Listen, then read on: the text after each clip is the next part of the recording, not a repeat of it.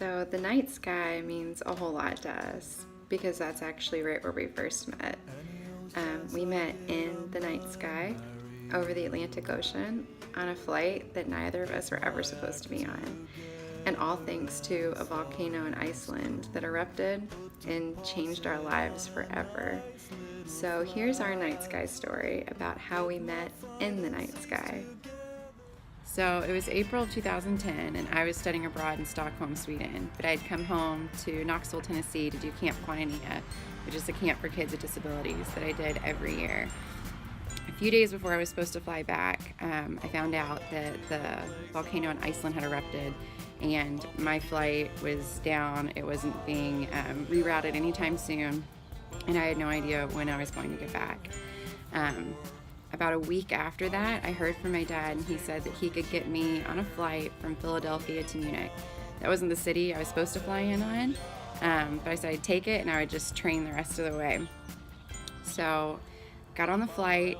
Meanwhile, so I was planning a trip to Europe with my dad to Italy, Austria, Germany, and Switzerland because I just graduated college. We've been planning this trip for 4 years. It's going to be a 3-week trip.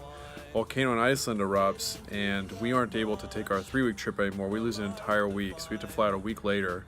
So we fly up to Philadelphia for our connecting flight, and the person at the ticket counter says, "Hey, your seats are in the very back of the plane where you can't even recline. Let me move you up. You have a whole row of 4 to yourself." Okay, great.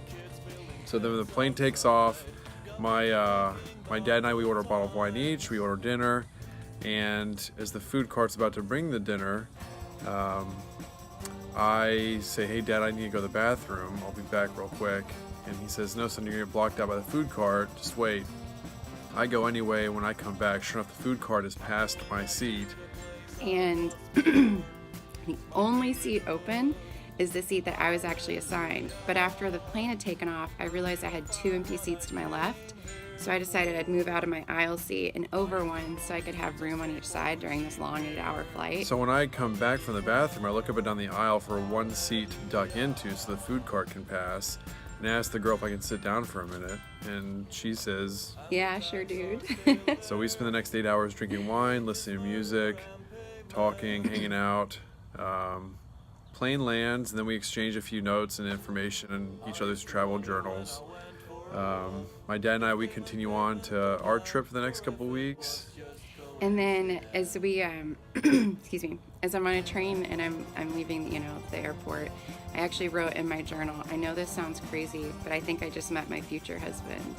And while we were on the plane, I said, "Hey, I'm up in Stockholm. If you want to extend your trip, feel free. You can hit me up and you'll have a couch to surf on." I didn't think he'd really take me up on it. But, I guess less than a week later, you reached out to me on Facebook. Yeah, so we started sending a few messages back and forth together, and I said I might take her up on her offer, and said, "Hey, what if I, extend my trip and come, visit for a few days?" And that same day, I had heard from one of my best friends that I had planned a Euro trip with. Her and I were supposed to travel all around Europe for 3 weeks together, and I had everything planned for 2 people.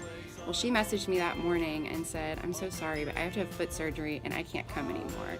So I was really bummed because I had everything set for 2 people to go from Stockholm, Norway, Denmark, France, Spain, Italy, Germany, and back up to Sweden.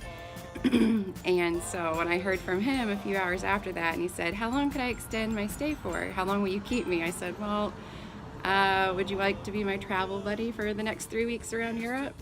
So I pay the ticket change fee and fly out to Stockholm after my dad and I finish our trip. He flies home to Germany, and we take this trip around Europe for 3 weeks.